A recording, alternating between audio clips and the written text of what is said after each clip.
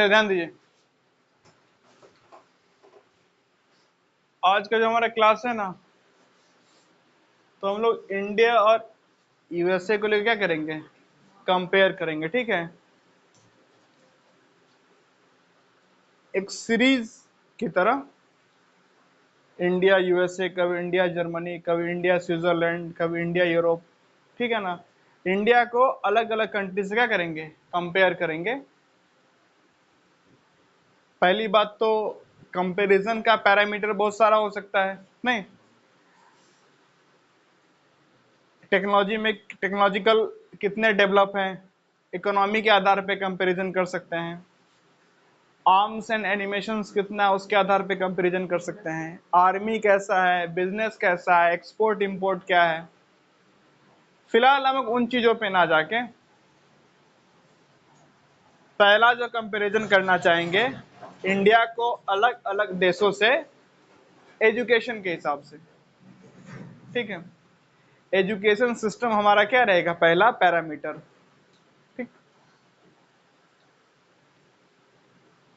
तो India versus world करके एक प्लेलिस्ट बन जाएगा, उसमें ये सीरीज का सारा वीडियो आपको मिल जाया करेगा। जब भी हम इंडिया को किसी देश से क्या करेंगे, किसी भी पैरामीटर पे या किसी भी टॉपिक पे या किसी भी फील्ड में कंपेयर करेंगे। आज जो हम लोग करने वाले हैं वो है इंडिया और यूएसए के एजुकेशन सिस्टम को कंपेयर करने वाले हैं। ठीक है, तो क्या आज के वीडियो में हम लोग एजुकेशन के हर एस्पेक्ट को समझ लेंगे? बिल्कुल नहीं, छोटा पार्ट नहीं होता है। एजुकेशन सिस्टम को कंपेयर करना बहुत ही छोटा सेगमेंट नहीं है। एजुकेशन सिस्टम आप अपने आप में काफी एक बड़ा फील्ड होता है। ठीक है, हर चीजों को समझना पड़ता है। क्यों?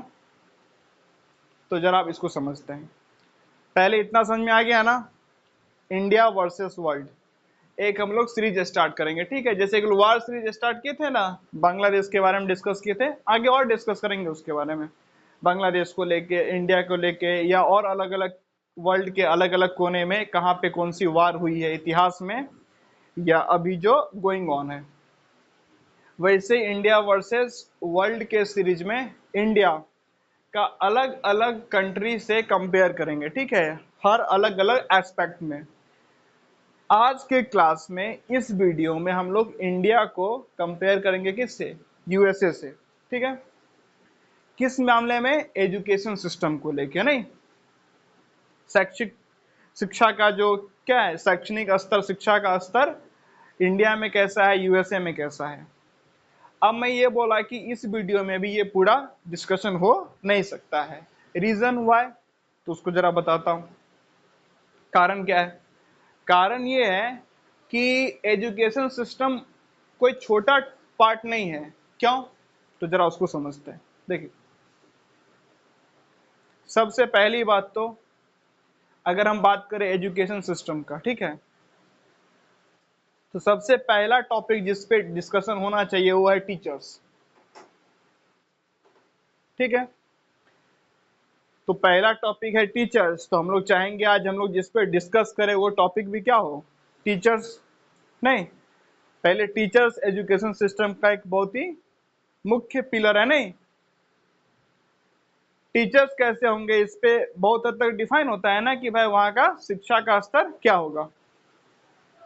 टीचर्स के बाद या टीचर्स के समतुल्य, इक्विवेलेंट या इक्वल कोई दूसरा चीज है जो एजुकेशन सिस्टम को अफेक्ट करता है, इंपैक्ट करता है, तो वो है पेरेंट। क्योंकि एक बच्चे की अर्ली एजुकेशन कहाँ होती है, अपने घरों में ही होती है। नहीं, और एक छोटा बच्चा जो होता है वो स्कूल में क्या ही सीखता है, स्कूल में कुछ उसको बता दिया जाता है, बाद बाकी उसको सही से एक शेपिंग करना, एक शेप देना, एक आकार देना किसका काम होता है, पेरेंट्स का। ठीक, इसलिए अक्सर पाया गया है अगर माता पिता शिक्षित हो, कम से कम बेसिक भी शिक्षा हो और शिक्षा के प्रति जागरूकता हो, तो बेटा या बेटी ज्यादा शिक्षित होगा, इसकी संभावना ज्यादा होती है। और माता पिता को शिक्षा को लेके जागरूकता ना हो या कुछ पता ना हो तो पुत्र या पुत्री कम शिक्षित होंगे, इसकी संभावना होती है। और आप देख सकते हो, मैं आपको कहीं और नहीं ले जाता हूं, यही हमारा जो बाउंड्री है हमको बता देता है। यहां से इधर जाओ, बेसिक एजुकेशन ज्यादा लोगों की पड़ी हुई है, तो यहां से यहां जाओगे तो शिक्षित लोग ज्यादा पाए जाएंगे, और जबकि यहां से यहां जाओगे तो इधर जो पेरेंट्स हैं उनकी खास खुद की बेसिक एजुकेशन पूरी नहीं हुई है, वो खुद एजुकेटेड नहीं है, तो उनके बच्चे भी उतना खास काफी एजुकेटेड नहीं है। ठीक है, देख पा रहे हैं? ठीक है, तो पेरेंट्स कैसे रहेंगे उसका असर बच्चों पे पड़ेगा ना। अगर पेरेंट्स खुद क्या रहेंगे, तो पेरेंट्स कितने क्या रहेंगे, शिक्षित, तो कुछ हद तक वो निर्भर करेगा या वो तय करेगा कि बच्चे कितने शिक्षित होंगे। नहीं, ये तो क्लियर है ना, इसमें कोई डाउट नहीं ना है भाई। बच्चे को शिक्षा के लिए इंस्पिरेशन या मोटिवेशन कहां से मिलेगा, पेरेंट्स से ही। या शिक्षा के प्रति जो बच्चों का रुख या जागरूकता बढ़ाएंगे, पेरेंट्स ही बढ़ाएंगे ना। तो पेरेंट्स बच्चे को शिक्षित करें, उनको शिक्षा के प्रति एक क्या बोलते हैं, मोटिवेट करें, उसको उस राह पे आगे लेके जाए। इसके लिए बच्चे को शिक्षा की राह में आगे ले जाने के लिए पेरेंट्स का खुद शिक्षित होना या शिक्षा को लेके जागरूक होना जरूरी है। ठीक है, अब यहाँ पे एक बात है, जरा उसको क्या करते हैं, पहले डिस्कस करना जरूरी है। हम लोग कई दफा पहले कर चुके हैं, हाल ही में एक वीडियो मैंने डाला था, वी आर इमोशनल फुल, नहीं, उसी वीडियो से बोल सकते हो, या उसी वीडियो का एक पार्ट है जो मैं आपको यहाँ पे शेयर करता हूँ। क्या मैंने भी क्या बोला कि बच्चा कितना शिक्षित होगा ये निर्भर करता है क्या, कि माता पिता का शिक्षा को लेके क्या रुख है। ठीक, ठीक है,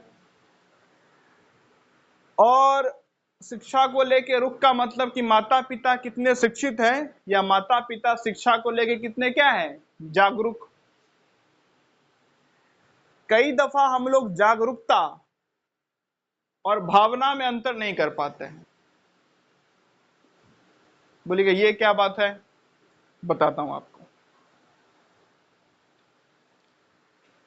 आजकल हम लोग बड़े ही आसानी से बोल देते हैं ना कि समाज शिक्षा को लेके बड़ा जागरूक हो रहा है।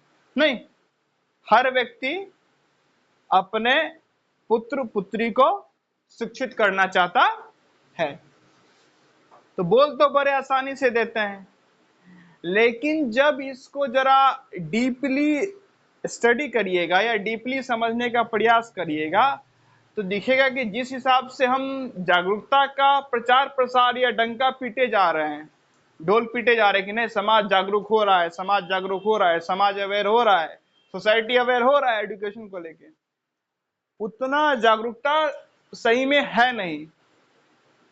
बोले क्यों, बताता हूं आपको।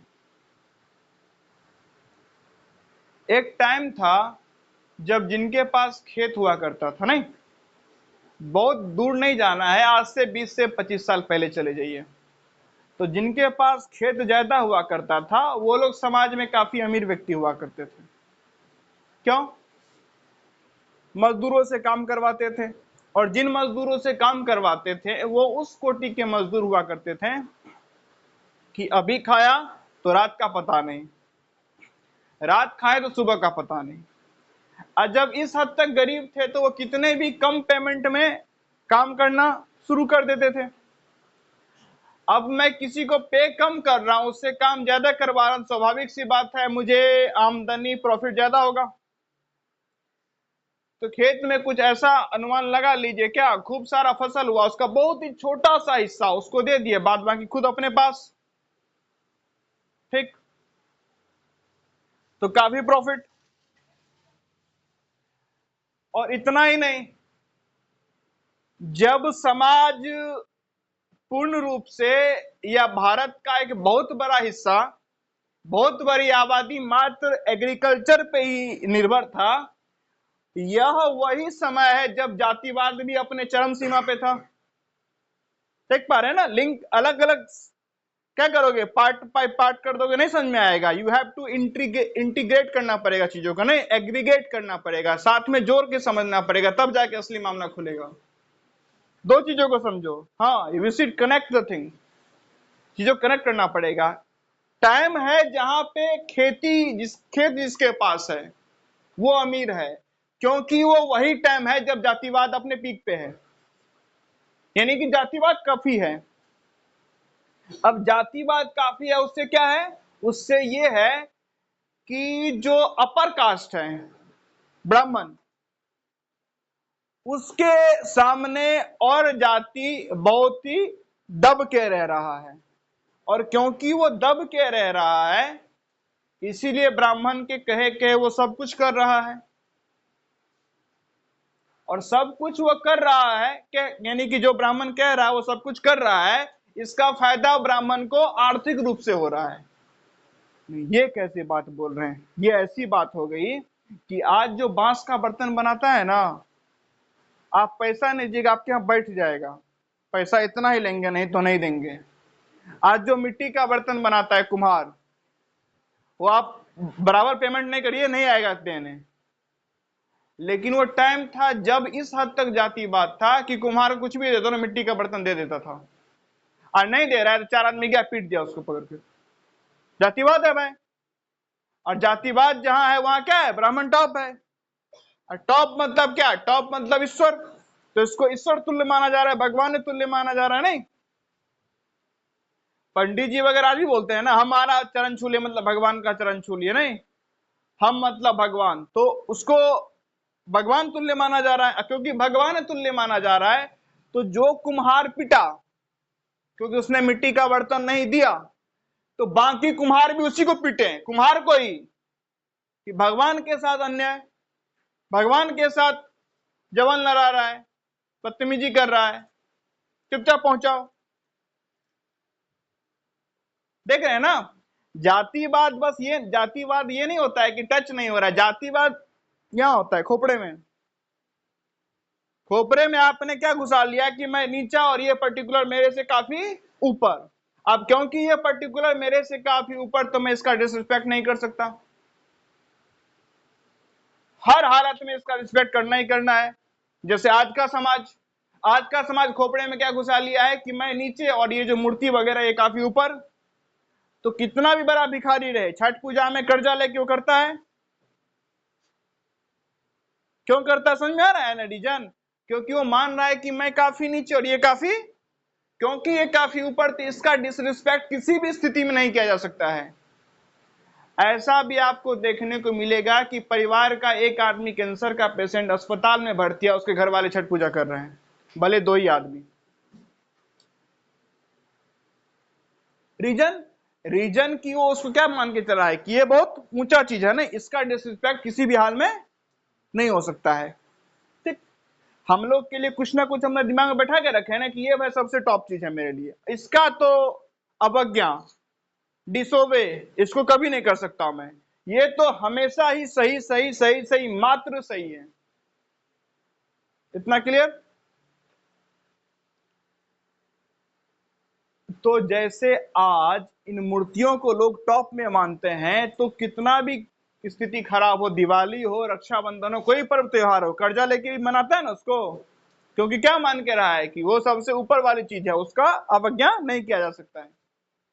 एक और उदाहरण समझाता हूं आपको। क्या कि बहुत लोग के भारत में काफी होता है, पार्क वगैरह का जो बाउंड्री होता है उसके किनारे में लोग यूरिनेट कर देते हैं, नहीं टॉयलेट कर देते, पार्क वगैरह का जो बाउंड्री होता है। तो बहुत जगह पता है क्या करती है पुलिस वगैरह, वहां का जो लोकल म्युनिसिपल कॉर्पोरेशन है, वहां पे जहां पे कोई यूरिनेट कर सकता है वहां पे भगवानों का फोटो लगा देती है। अब नहीं करेगा, समझ पा रहे हो ना बातों को? क्यों पहले ठीक था लेकिन अब नहीं, क्यों? अभी टॉप का चीज है ना, इसका डिसोबे नहीं कर सकते। तो हम बोलते हैं कि जातिवाद नहीं हट रहा है जब तक आप खुद को क्या मानते हो कि मैं हूं नीचे और भगवान मेरे से, यानी कि आप इस कॉन्सेप्ट पे बिलीव करते हो ना कि कोई नीचे होता है, कोई क्या होता है, और ऊपर वाला भी कुछ है, मैं उसके नीचे हूं, मैं वो कभी नहीं बन सकता, यही मानते हैं ना, मैं वो कभी बन, मैं नीचे हूं वो क्या है। तो भाई जब वो ऊपर आप नीचे, तो आपके भी कोई नीचे, जब आप ऊपर नीचे वाला कॉन्सेप्ट मानते हो तो आपके भी कोई नीचे है ना, आपके भी कोई नीचे, जातिवाद तो रहेगा ही रहेगा। जब तक ये मंदिर में पूजा पाठ होके ऊपर नीचे वाला कॉन्सेप्ट चलेगा कि भगवान बड़ा ऊपर का चीज है, मैं बड़ा नीचे का चीज, तब तक जातिवाद नहीं हट सकता है। जातिवाद क्या है? एक ब्राह्मण का शरीर है जो ऊपर है और एक शूद्र का शरीर है जो नीचे है। तो यहाँ भी जातिवाद नहीं है, एक देवता का शरीर है जो ऊपर है और एक मनुष्य का शरीर है जो नीचे है। ये नहीं हो रहा है जातिवाद। देवता एक जाति, मनुष्य दूसरी जाति, ऊपर नीचे। तो ब्राह्मण एक जाति, शूद्र दूसरी जाति, ऊपर नीचे। हम चाहते कि नहीं ये वाला हट जाए वो वाला रहे, कैसे रहेगा भाई? हटेगा सब हटेगा, रहेगा सब रहेगा। नहीं समझ में आ रही बात? मैं मान के चलाऊं मेरे कोई ऊपर है तो मेरे को नीचे भी है ना। जैसे मेरे कोई ऊपर है तो वहां से मेरे दिमाग में क्या कॉन्सेप्ट बना, क्योंकि कोई मेरे ऊपर है तो कोई मेरे नीचे भी होगा, और क्योंकि कोई मेरे नीचे भी होगा तो उसके भी नीचे कोई होगा, उसके भी नीचे कोई होगा। वही तो है जातिवाद, और कुछ है जातिवाद क्या? और सब जो टॉप, सबसे जो टॉप के होते हैं उसको हम लोग क्या मानते हैं कि उसको अवज्ञा कभी नहीं कर सकते, ठीक है? तो फिर वहीं से रिलेट कर लीजिए आप। नहीं, नाई ब्राह्मण का विरोध किया, नाई नाई को पीटेंगे, भाई भगवान तुल्य है। किसी मलाह जाति ने ब्राह्मण का विरोध किया, मलाह ही मलाह को पीटेगा। उस समय की बात कर रहा हूँ, आज की नहीं। मैं उस समय की बात कर रहा हूँ, आज से 25 साल पहले में जा रहा हूँ, अभी की बात नहीं कर रहा हूँ मैं। कुम्हार ने किसी ब्राह्मण के घर पे बर्तन नहीं दिया, वो कुम्हारी पीटेगा, कुम्हारी से कह रहे ब्राह्मण के। कुछ हद तक आज भी आप देख सकते हो, छोटे छोटे ब्राह्मण के बच्चे कहीं जाते खाने के लिए, उसके बड़े बड़े लोग, उम्र के लोग पांव पर छूने लगते हैं। कन्या भोज जहां होता है ना, कुमारी लड़कियों को खिलाते हैं, तो छोटे छोटे बच्चे को प्राण, ये क्या दिखा रहे हैं छोटे छोटे बच्चे को पांव छूना? ये नहीं, क्योंकि ये पर्टिकुलर जाति से है इसलिए ये ऊंचा है ना? ये समझ में आ गया? अब बोलेगा ना इससे आप इकोनॉमी वाला क्या फायदा बता रहे थे? यही तो बता रहा था मैं। आज मिट्टी के बर्तन के लिए एक जेन्युइन पेमेंट करना पड़ता है ना, पहले नहीं करना पड़ता था। आज बांस के बर्तन के लिए जेन्युइन पेमेंट करना पड़ता है, पहले नहीं करना पड़ता था। किसी मजदूर से आज काम करवाओ 400-500 रुपया ले लेता है ना, पहले ये नहीं देना पड़ता था। किसी से खेत में काम करवाओ पैसा देना पड़ता है ना, पहले ये नहीं देना पड़ता था। अब क्योंकि किसी रूप में पेमेंट करना ही नहीं पड़ता था, बस सबसे सर्विस ले रहे हो। अब मैं सबसे सर्विस लूं और पेमेंट ना करूं तो मेरे पास तो पैसा जमा हो जाएगा ना, और जैसे मेरे पास काफी पैसा जमा हो जाएगा, मैं अमीर क्यों नहीं हो जाऊंगा भाई? ठीक। और फिर सबको लिंक करो, जो ऊपर का जाति है वही अमीर है, वही जमींदार है, उसके पास ही जमीन है।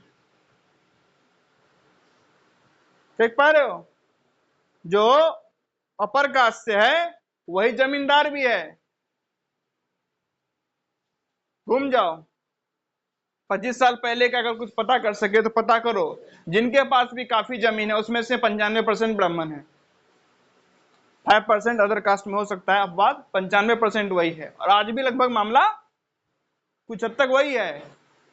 ब्राह्मण है जो खेत का ऑनर है, और अलग अदर कास्ट है जो उसके खेत में काम करता है। अपवाद हो सकता है हर जगह, ठीक है ना? किसी हो सकता है किसी दूसरी जाति के पास भी उतना हो, अपवाद। अपवाद पे बात नहीं करनी, जनरल, जनरली यही है ना। तो कास्ट ऊपर होना, दूसरे से फ्री में सर्विस लेना, पैसा का बचना, ज्यादा अपने पास आना, अमीर हो जाना, काफी जमीन खरीद के जमींदार बन जाना। लेकिन ये सिस्टम ज्यादा दिन चला नहीं। सिस्टम में समस्या कब आ गई? सिस्टम में समस्या आई कि जब क्या शुरू हो गया, अर्बनाइजेशन, शहरीकरण। शहरीकरण यहाँ पे एक समस्या आ गया। क्या समस्या आ गया? शहरीकरण। शहरीकरण किसके साथ आता है? औद्योगिकरण। इंडस्ट्रीज बनी, उसको क्या चाहिए? मजदूर। अब ब्राह्मण किस ताक में है कि हम क्या हैं? जमीन, हम थोड़े जाएंगे काम करने, बस हम तो बैठ के खाने वाले में से हैं। सुबह उठे मस्त घूमे फिरे, सेवा करे कोई। लेकिन अदर कास्ट वाला, उसमें ये था बात, वो बोला भाई कहीं से 2 पैसा मिल जाए, पेट ना भर रहा है, सब मूव कर गए। सब मूव कर गए तो उनके पास भी थोड़ा सा क्या आने लगा? पैसा। और जब उनके पास भी थोड़ा सा पैसा आने लगा और वो कुछ हद तक इनका बराबरी करने लगे, तो वो बोले भैया अब ऐसे काम नहीं होगा, आधा आधा बताओ तो खेत करेंगे तुम्हारा। नहीं तो अपना खेत अपने पास। शहर में मजदूरी करने पर ज्यादा पैसा मिलता है। अषाढ़ में जातिवाद भी नहीं है, फैक्ट्री में जातिवाद है नहीं है। कभी सुने हो कि भाई एप्पल ने कभी निकाला है जो अपना वैकेंसी निकाला है तो नहीं ब्राह्मण जाति को ही लेंगे, है ना? है ये टाटा ने कभी बोला है दलित को नाम काम नहीं मिलेगा? वहां पे किससे काम कर सकते हो, काम करने की क्षमता है, आओ वेलकम। अब वहां पे उनके पास क्या आने लगा? पैसा। हो गया कांड। पैसा आने लगा और ये इसके समतुल्य होने लगे, असमतुल्य होने लगे। तो बोले भैया अब तो आधा आधा बताओ। अब आधा आधा बताओ। तो जब आधा आधा बताओ तो क्या हुआ? वो थोड़ा सा अप जाने लगा और ये थोड़ा सा डाउन आने लगा, और धीरे धीरे इक्वालिटी की तरफ आने लगा सोसाइटी। बात समझ में आई?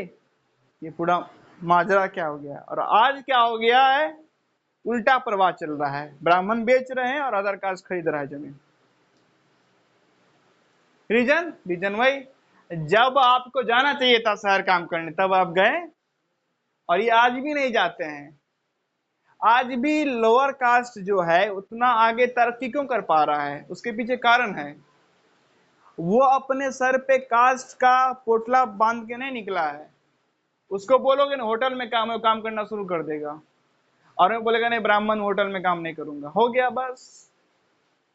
आज अगर बेरोजगारी देखा जाए तो ब्राह्मणों में क्या है?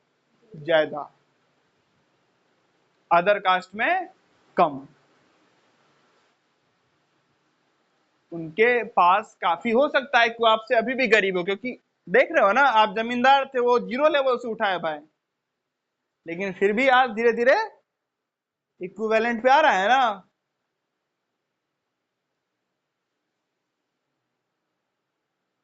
इतना समझ में आया? ठीक है।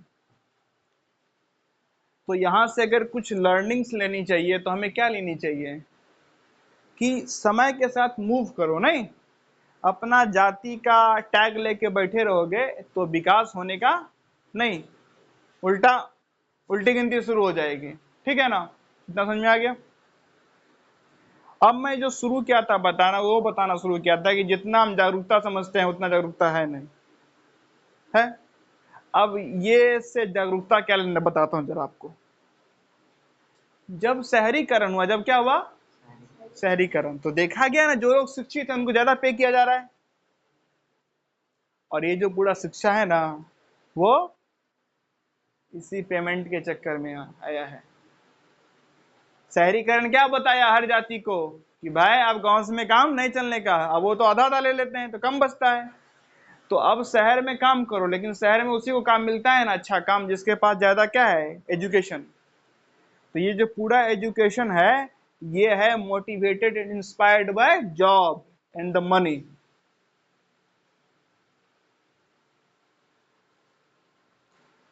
नौकरी नौकरी नौकरी नौकरी नौकरी नौकरी नौकरी नौकरी नौकरी, भारत में पूरा क्यों घुस गया नौकरी?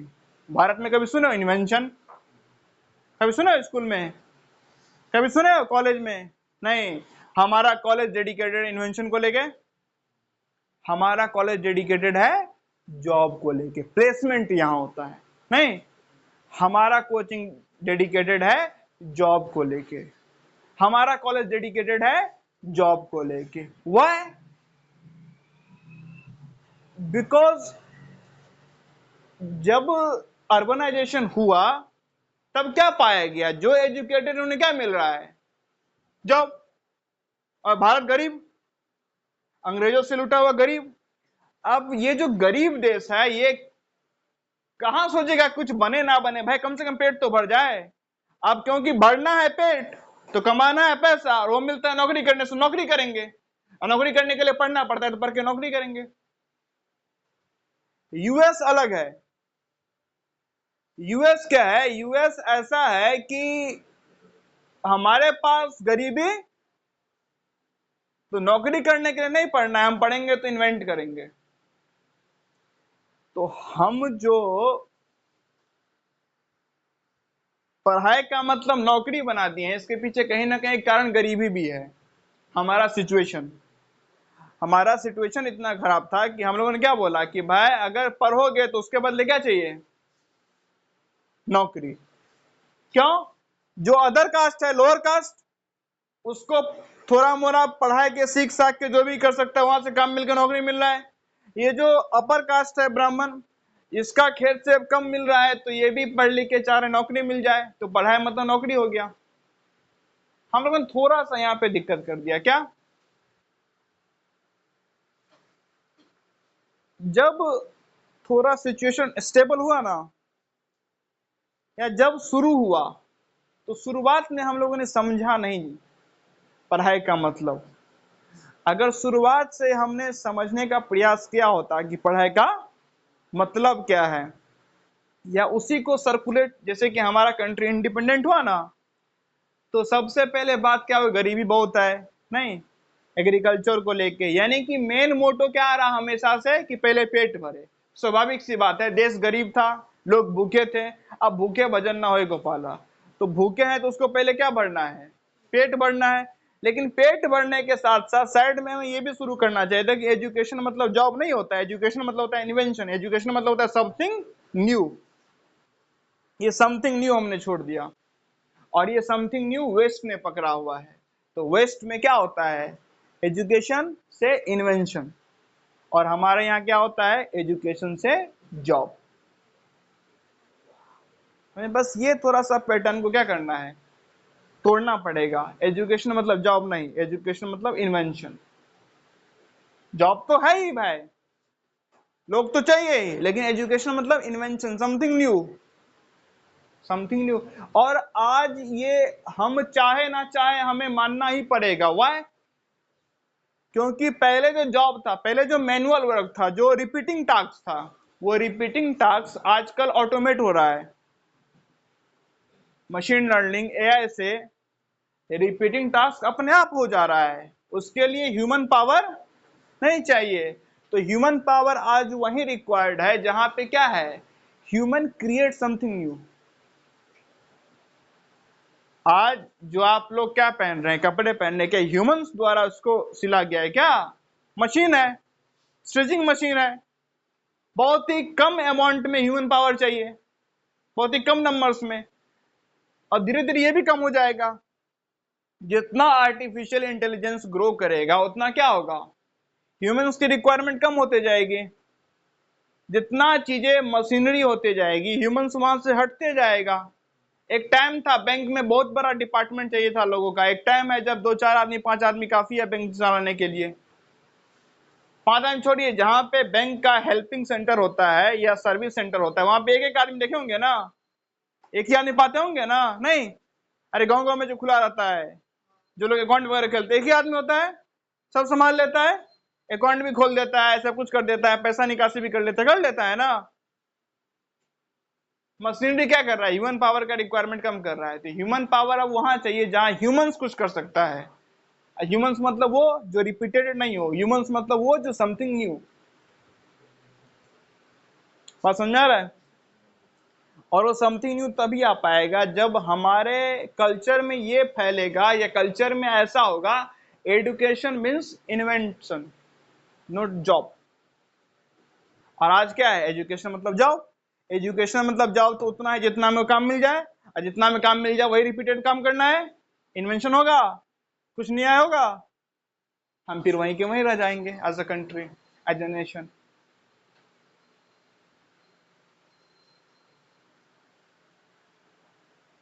किसी कंट्री को बदलने के लिए ना उसके कल्चर को बदलना पड़ता है। हम लोग कंट्री को तो बदलना चाहते हैं, बट अपने कल्चर को नहीं बदलना चाहते हैं।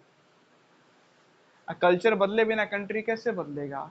जब पूरे कंट्री के खोपड़े में ये घुसा हुआ है कि एजुकेशन मतलब क्या होता है, जॉब, तो इन्वेंशन की बात कहाँ से आएगी भाई? कॉलेज भी किस बात पे बोलता है? कोई कॉलेज ये नहीं बनाता है कि नहीं भाई हमारा स्टूडेंट ने कुछ इन्वेंट किया है, नहीं, हमारे यहाँ सबको जॉब मिल जाता है भाई। ये कोर्स क्यों करना है? क्योंकि इस कोर्स के बाद जॉब मिलता है, हाई पे मिलता है। पेरेंट्स भी बच्चे को यही बता रहे हैं, टीचर्स भी बच्चे को यही बता रहे हैं, ये करो हाई पेइंग जॉब मिलेगा। जब high paying job job job job job तो कंट्री कभी इन्वेंट कर पाएगा, तो हम कैसे वर्ल्ड लीडर बनेंगे? समझ में आ रहा है? देख पा रहे हैं क्या समस्या है हमारे साथ? चल, तो वापिस आते हैं एजुकेशन सिस्टम पे। तो मैंने क्या बताया, पहला पिलर जो है वो है टीचर्स। लेकिन टीचर से भी कहीं ज्यादा अर्ली स्टेज में प्राइमरी एजुकेशन की अगर बात करें तो उसमें योगदान होता है पेरेंट्स का। आप लोग अब उस लेवल पे हो, आप लोग अब उस लेवल पे हो जहां मैं आपको समझाऊं और आप अगर चाहते हो तो समझ लोगे, काम को खुद कर लोगे। लेकिन आप काम तो खुद कर लोगे, लेकिन वो माहौल कहां से लाओगे? नहीं है बात? आप काम तो खुद कर लोगे, लेकिन वो माहौल कहां से लाओगे? वो माहौल जिसमें एजुकेशन टॉप प्रायोरिटी रखता है। हमारा माहौल वहाँ है जहाँ मामा आने वाले हैं और कल चौरचन पूजा है, परसों गणेश पूजा है, ये टॉप प्रायोरिटी रखता है ना? जितना भी पूजा पाठ होता है, क्या बच्चों का कोई काम होता है उस दिन? बच्चे क्या ही कर लेते हैं, उल्टा उधम मचाने के अलावा कुछ करते हैं? लेकिन पेरेंट्स क्या बोलते हैं कि आज पूजा है, आज मत जाओ, आज घर ही पे रहो। उस पूजा से आपके बच्चे का क्या लाभ होने वाला है? लेकिन वो मानते हैं इस बात को? नहीं ना। क्योंकि उस बात को नहीं मानते हैं तो आपके लिए टॉप प्रायोरिटी एजुकेशन नहीं ना है। फिर बोलते हो कि हमारा बच्चा पढ़ता नहीं है। देख पा रहे हैं एजुकेशन सिस्टम को रिफॉर्म करने के लिए पेरेंटिंग कितना जरूरी है। हम लोग बात करते हैं सिलेबस बदल दो, अरे सिलेबस बदलने से क्या होता है? वो जब घर जाएगा तब वो देखेगा ना कि चल क्या रहा है। यूएस में जब एक बच्चा स्कूल से कहां जाता है अपने घर, तो पाता है मम्मी जॉब पे है, पापा जॉब पे है, और मम्मी जॉब से आई है, थोड़ा सा रेस्ट लेके गई है स्विमिंग क्लास, वहां से आई है, पढ़ रही है किताब बैठ के।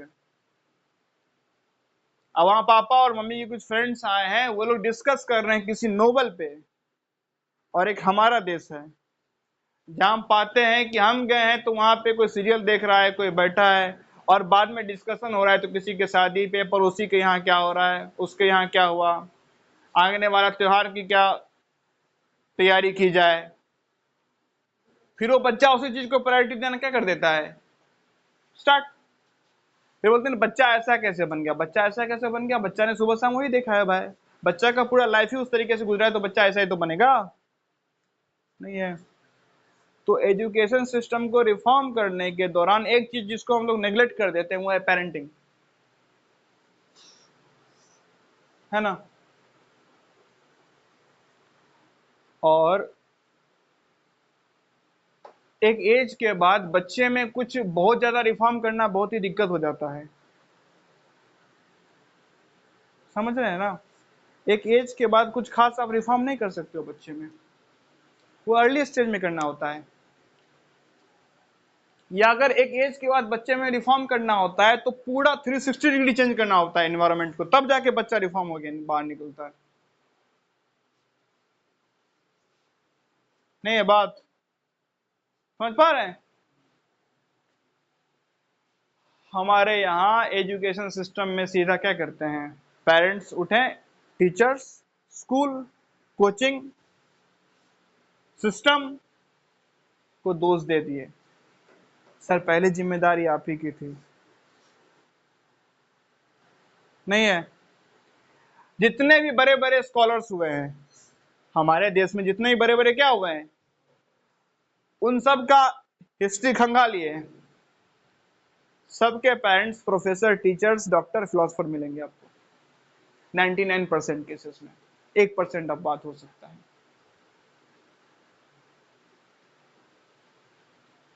आचार्य प्रशांत जी की बात करें, उनके पिताजी खुद थे पुलिस सर्विस में और काफी हाई पोस्ट पे। अभी जो उत्तर प्रदेश के एक काफी प्रसिद्ध नेता अखिलेश यादव, उनके पिताजी मुलायम सिंह यादव, उनके सामने वो डरते नहीं थे अपना बात रखने से, यानी पोस्ट भी काफी हाई था और सशक्त पुलिसकर्मी थे। तो मुख्यमंत्री तक से नहीं डरते थे अपना बात रखने से। और अपने बच्चे को एक रूम दिया जहाँ किताबों से भरा हुआ था, तो बच्चा जैसा निकला। एक एग्जांपल, तमाम साइंटिस्टों को उठा लीजिए आप, वो जिस परिवेश में रहे वहां पर science science science science science होता है। आप कुछ नहीं करना, एक मूवी देख लो ओपेनहाइमर, आपको पता चल जाएगा। वो उनका पूरा सराउंडिंग साइंटिस्ट से भरा हुआ है। कहीं भी जा रहे हैं, पार्टी में कौन है? साइंटिस्ट। यात्रा के दौरान साइंटिस्ट या पढ़ा लिखा व्यक्ति, कहीं मीटिंग में साइंटिस्ट। अरे जब सराउंडिंग में साइंटिस्ट होगा तो न्यूक्लियर बम बन के आएगा बाहर, नहीं है? We are simply result of our environment. हम जो है ना, वो अपने माहौल के क्या है?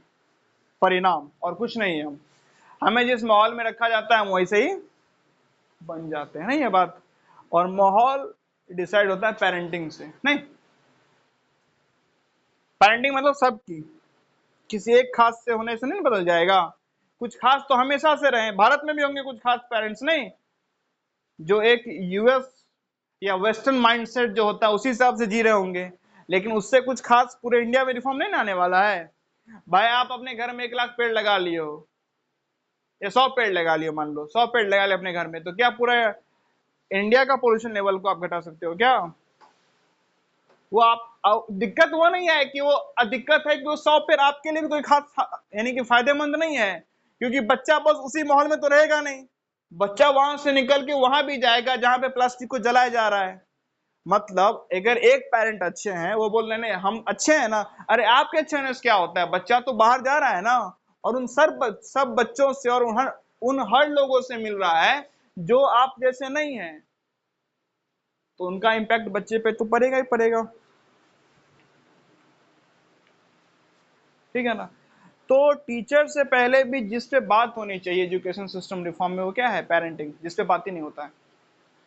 हम लोग खाली बोलते सिलेबस चेंज, सिलेबस चेंज करने से क्या हो जाता है? सिलेबस तो हर बोर्ड चेंज करते ही रहता है। सीबीएसई सिलेबस चेंज कर रही है, बिहार बोर्ड को हम बोलते हैं इतना पिछड़ा है भाई, क्यूआईपी की बात वो भी करती है, नहीं?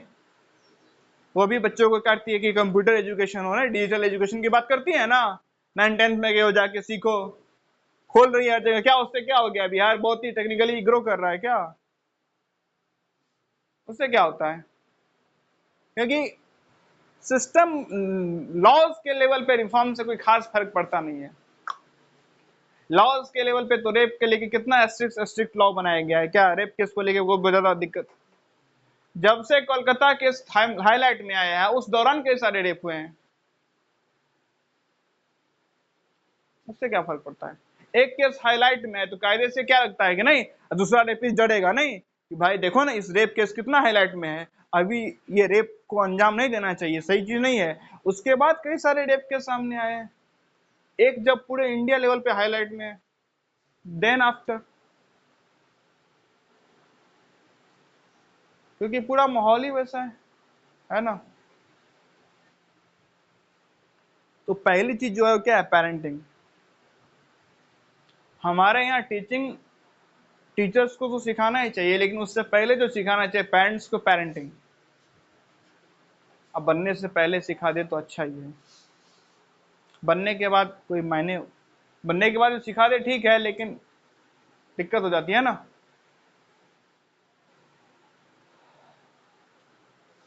फिर अब बोले कि नहीं, क्या यानी कि पेरेंटिंग के लिए कोई यूनिवर्सिटी कॉलेज खोला जाए तो उससे कुछ रिफॉर्म आ जाएगा? क्या कुछ नहीं होने का? इंजीनियरिंग कॉलेज इंडिया में कम है, आप जाइए कभी बेंगलोर, भोपाल, गली गली में इंजीनियरिंग कॉलेज है। तो कॉलेज ओपन करने से नहीं, एक माइंड सेट चेंज होना चाहिए ना। स्कूल्स नहीं है तो क्या स्कूल होने से एजुकेशन का स्तर बढ़ गया? तो वैसे पेरेंटिंग के लिए कोई इंस्टीट्यूशन की जरूरत नहीं है, यहाँ पूरा पूरा 360 डिग्री चेंज करना पड़ेगा। लोग को ये सोचना पड़ेगा कि आप पेरेंट्स बनने लायक हैं तभी पेरेंट्स बने, नहीं तो बच्चे पे ये क्या कर रहे हो आप? अपराध। अगर आप योग्य ना हो तो एक माता पिता ने अगर जीवन का सबसे बड़ा अपराध किया है तो बच्चे को जन्म देना, क्योंकि आप तो अयोग्य थे, आपने उसे दुख के अलावा कुछ नहीं दिया है। क्योंकि एक अयोग्य व्यक्ति दूसरे को क्या दे सकता है? बस दुख ही दे सकता है। जैसे एक डॉक्टर हो जिसको सर्जरी ना आता हो, आप उसके पास सर्जरी कराने पहुंच जाए, उससे दुख ही मिलेगा ना भाई। कट करने कहीं कट कर देगा, कहीं नहीं। किडनी ट्रांसप्लांट करना था, लीवर वगैरह में निकाल दिया, आप बोल रहे पता नहीं कहाँ तो क्या लगाना होता है। अब उसके खोलने के चक्कर में हार्ट लंग सब छेड़छाड़ कर दिया, नहीं बोला रिप केज को भी काटना पड़ेगा। वही होता है ना बच्चे के साथ, जब पेरेंट्स योग्य नहीं होते हैं, उन्हें खुद अपने ऊपर नहीं पता, उनको इमोशन क्या होता है नहीं पता, इमोशन क्या होता को कैसे कंट्रोल किया जाता है नहीं पता। कंट्रोल क्या करना है? इमोशन को समझना है। बात कहते हैं ना हम लोगों ने, इमोशन को केमिकल समझ जानना है। केमिकल जान गए तो अपने आप केमिकल को जैसे वैल्यू नहीं, इमोशन को वैल्यू नहीं दोगे ना। शिक्षा खुद है, फिर बच्चे आ गए उसको भी नहीं है, वो भी कलप रहा है, आप भी कलप रहे हो। इकोनॉमिकली हालत भी पस्त होती है, एक बच्चे की छोटी छोटी डिमांड पूरी नहीं हो पाती है, गर्मी में सड़ते रहता है, बीमार है, अस्पताल नहीं जा पाता है, बहुत सारा प्रॉब्लम है। कई दफा हम लोग बात किया है ना उस पर। गुटखा खा के बोलते हो बच्चे को टिंकू खाना बुरी बात है, वापिस देख के शुरू किया है, नहीं। यानी कितना अजीब है कि पिता गुटखा खाते बच्चे को बोलते टिंकू नहीं खाना चाहिए, इट्स बैड हैबिट। वो तो आप ही से देख के शुरू किया है कि टिंकू, फिर हम भी गुटखा पाएंगे, पिताजी को हम भी रीच करेंगे, है ना बात। तो एजुकेशन सिस्टम में टीचर्स से कहीं जो इम्पोर्टेंट पिलर है वो क्या है? पेरेंटिंग। ठीक है, तो एज अ पेरेंट्स पहले सोचना चाहिए कि आप पेरेंट्स बनने योग्य हो कि नहीं। और ये लॉ से कोई रिफॉर्म नहीं आने वाला है, ऐसा लॉ लाना बड़ा मुश्किल है। क्या लगता है ऐसा लॉ लिया दिया जाए कि नहीं भाई इतना एजुकेशन के बाद ही आप पेरेंट्स बन सकते हो, सरकार कितने देर टिकेगी? कुछ मिनट भी नहीं, है ना, है ना बात। पॉपुलेशन को लेकर तो सरकार लॉ ला ही नहीं पा रही, ला पा रही है? इंडिया का इतना पॉपुलेशन बढ़ते जा, सरकार नियम ला पा रही है क्या पॉपुलेशन कंट्रोल को लेकर? नहीं। सरकार क्यों नहीं ला पा रही? सरकार है कौन? सरकार वही तो है जो इसको फेवर करता है। आबादी पॉपुलेशन को प्यार करती है, खूब पैदा करो। तो आपने जिसको वोट दिया वो भी तो उसी कैटेगरी का होगा जो बोलता है खूब पैदा करो।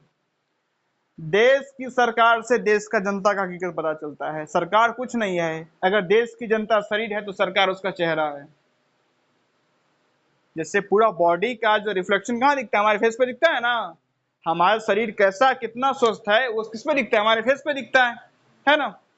वैसे ही पूरी जनता कैसी है उस देश का सरकार देख लो, उस देश के टॉप लेवल में कौन बैठे हैं वो देख लो, उससे देश की जनता के बारे में पता चल जाता है।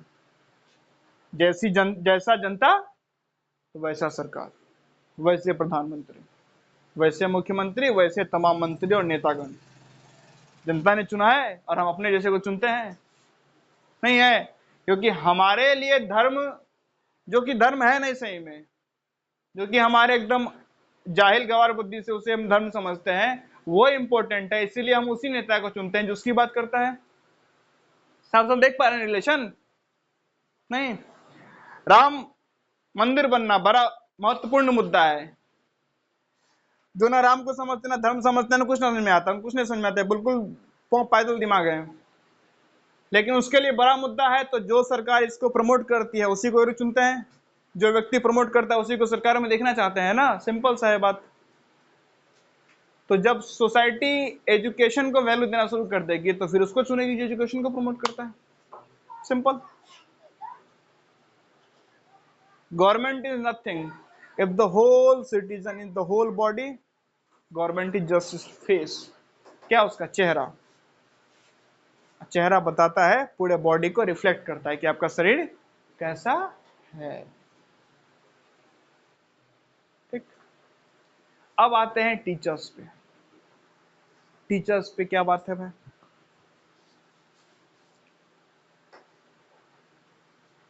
पहली बात और दूसरी बात को जरा लिंक करते हैं। अक्सर जो टीचर हैं वो भी किसी न किसी के क्या है? पेरेंट्स। Very good. अक्सर जो टीचर है वो भी न किसी किसी क्या है? तो देख नहीं पा रहे हो, जब पेरेंटिंग ठीक हो जाएगा टीचिंग अपने आप ठीक नहीं हो जाएगा? नहीं समझ रहे हैं? कुछ अपवाद को छोड़ दो तो अक्सर टीचर किसी न किसी के पेरेंट्स ही तो हैं, या अपकमिंग हैं, या अभी हैं, या होने वाले हैं। तो जब पेरेंटिंग ठीक हो जाएगा तो अपने आप में टीचिंग नहीं ठीक हो जाएगा? नहीं है बात? अरे जो राजा के लिए जयकार लगा रहे हैं वही योद्धा है, तो जयकार लगाने वाले अच्छे तो योद्धा भी अच्छे। तो जो टीचर्स है वो तो किसी न किसी के पेरेंट्स ही होंगे। तो जब हम पेरेंटिंग पे काम कर लेंगे तो टीचिंग अपने आप सुधर जाएगा ना, नहीं सुधरेगा? नहीं है बात? है कि नहीं? अब अगर टीचिंग को ही ध्यान में रखे, नहीं पेरेंटिंग टीचिंग को मिला के चले, क्योंकि दोनों सेपरेबल नहीं ना है। जो टीचर्स हैं वही किसी किसी के पेरेंट्स हैं, और जो पेरेंट्स है वही ना किसी किसी के टीचर हैं। अलग अलग बात है क्या? एक जो आपके टीचर होंगे वो ना किसी के पेरेंट्स भी तो हैं, और जो किसी के पेरेंट्स है वही तो टीचर हैं कहीं ना कहीं। अब दोनों जात बात को अगर मिला के चले साथ में, तो सबसे इंपॉर्टेंट जो कुछ होना चाहिए वो क्या है? मैं आपको कुछ पढ़ा रहा हूं, दो चीज है, एक है जो मैं बोल रहा हूं, एक है जिस इंटेंशन से बोल रहा हूं। तो पहले मुझे क्या ठीक करना होगा? अपना इंटेंशन, तब मैं जो बोलूंगा ना अपने आप सही हो जाएगा। जैसे मैं आप लोग को उदाहरण दिया था एनवायरनमेंट के चैप्टर्स को लेके, क्योंकि टीचर्स का इंटेंशन क्या है? अक्सर खूब कमाओ, खूब यूज करो, खूब उपभोग करो। तो इन्वायरमेंट चैप्टर भी बच्चों को इस रूप में पढ़ाते हैं, पढ़ लो बेटा एग्जाम निकल जाएगा, खूब कमाना, खूब मस्ती करना। तो क्या जब क्योंकि टीचर का इंटेंशन खराब है तो इन्वायरमेंट चैप्टर हर क्लास में पढ़ाने के बाद या हर टॉपिक में उसके इन्वायरमेंटल एस्पेक्ट को डिस्कस करने के बाद भी कोई प्रभाव पड़ा इन्वायरमेंट पे? क्योंकि at the end of the day जो टीचर्स एजुकेट कर रहे हैं बच्चे को अबाउट इन्वायरमेंट, वही क्या है? वही खुद चाहते हैं कि पूरे इन्वायरमेंट को खा लूं। नहीं है? जो टीचर्स एजुकेट कर रहे हैं उनका प्राइमरी फोकस क्या है? अर्निंग। अर्निंग से खूब खरीदूंगा, आज मौज करूंगा, आज मस्ती करूंगा, खूब पैसा उड़ाऊंगा। क्योंकि टीचर्स ही वैसे हैं तो वो इन्वायरमेंट चैप्टर पर है, उसके पीछे पे प्रोस्पेक्टिव वही है। और जब वही उनका इंटेंशन है तो इन्वायरमेंट चैप्टर पढ़ने के बाद भी इन्वायरमेंट टाइम विथ टाइम और बर्बादी होते जा रहा है। समझ पा रहे हैं रिलेशन? तो टीचिंग से जो फैक्ट्स है, जो नॉलेज है, उससे कहीं इंपॉर्टेंट क्या है? आप किस इंटेंशन से उसको डिलीवर कर रहे हो। अगर इंटेंशन सही ना हो तो आप इन्वायरमेंट चैप्टर भी पढ़ाओगे कि भैया ये चैप्टर पढ़ के ना खूब कमाओ और खूब उपयोग करो और खूब इन्वायरमेंट को बर्बाद करो। यानी जो चैप्टर है जिसका हेडिंग होगा सेव अर्थ, वही चैप्टर का एजुकेशन या नॉलेज अर्थ को बर्बाद कर देगा। सेव अर्थ जो चैप्टर था ना, वही अर्थ को खा रहा है, क्योंकि इंटेंशन गलत है। तो सेव अर्थ या सेव वाटर या save tree, save forest, save wild life से कुछ फर्क नहीं पड़ने वाला है। आप किस इंटेंशन से डिलीवर कर रहे हो वो ज्यादा मैटर करता है। अगर इंटेंशन खराब होगा तो आप पूरे इन्वायरमेंटल साइंस को अपना उपयोग करने का और इन्वायरमेंट को बर्बाद करने का काम करोगे उसके मदद से, कि हाँ भाई मुझे इन्वायरमेंट की समझ है, मैं किसी सेक्टर में जाके जॉब लूंगा और वहां से मैं पूरे इन्वायरमेंट को खाऊंगा, यानी कंज्यूम करूंगा, खूब इन्वायरमेंट बर्बाद करूंगा। है ना बात? अब इंटेंशनल लेवल पे कैसे रिफॉर्म होगा? इंटेंशनल लेवल पे तब रिफॉर्म होगा जब हम समझ पाए कि इंटेंशन आता कहां से है। नहीं, ये जो मैं सबको कंज्यूम करने बैठा हूं, ये क्यों बैठा हूं, ये समझ आना चाहिए तब ना देखे। किसी चीज को बदलने के लिए पता तो होनी चाहिए। मुझे वॉच रिपेयर करना है तो पहले पता तो वॉच बना कैसे है। वॉच पता है नहीं बना कैसे रिपेयर कर पाऊंगा, ये किस मैकेनिज्म पे काम कर रहा है, तब तो समझ में आएगा कि फॉल्ट कहाँ है। तो अगर आपको टीचर्स का इंटेंशन करेक्ट करना है, इंटेंशन के आधार पे टीचर्स को सही करना है कि वो जो पढ़ा रहे उसके पीछे उनका इंटेंशन क्या है, जरा उसको सही किया जाए। तो उससे पहले ये सही करना जरूरी है कि ये इंटेंशन जो आपका है वो क्यों है और ये कहां से आता है और कैसे आता है। जब उसको समझ पाएंगे तो इंटेंशन भी ठीक कर पाएंगे, और जब इंटेंशन ठीक कर पाएंगे तो सही रूप में डिलीवर कर पाएंगे। जब सही रूप में डिलीवर कर पाएंगे तो जो पढ़ाएंगे उसका वो नतीजा आ पाएगा। ठीक है? बात समझ में आ रही है इतनी? उन्हें समझना पड़ेगा ना भाई कि आप जो हो वो बचपन से ही ऐसे हो, नहीं जन्म से ही आप क्या कर सब कुछ पकड़ना चाह रहे हो, नहीं आपका स्वभाव है। मतलब कुछ ना कुछ तो आपको चाहिए, लेकिन जो चाहिए उससे कुछ मिल नहीं रहा है, तो कुछ और चाहिए। उसको समझ के फिर जो हमारे यहाँ स्पिरिचुअल टीचर्स हैं, जो ज्ञानी मनीषी महर्षि, जो भी स्कॉलर्स एजुकेटेड फिलोसफर्स दार्शनिक रहे हैं, उनको समझ के उनको पढ़ के लाइफ एजुकेशन को, जीवन शिक्षा को सोसाइटी में एक कल्चर के रूप में, एक स्कूल में एक कंपलसरी एजुकेशन के रूप में फैला के, जब उस बात पे ध्यान दिया जाएगा, टीचर्स को भी वो समझाया जाएगा और उन्हें समझ में आएगा, उनका इंटेंशन सही कर पाया जाएगा, तब जाके वो सही चीज डिलीवर कर पाएंगे और सोसाइटी में एक सही रूप में रिफॉर्म आ पाएगा। ठीक है, चलिए फिलहाल इस वीडियो में इतना ही, फिर आगे बात करेंगे हम लोग।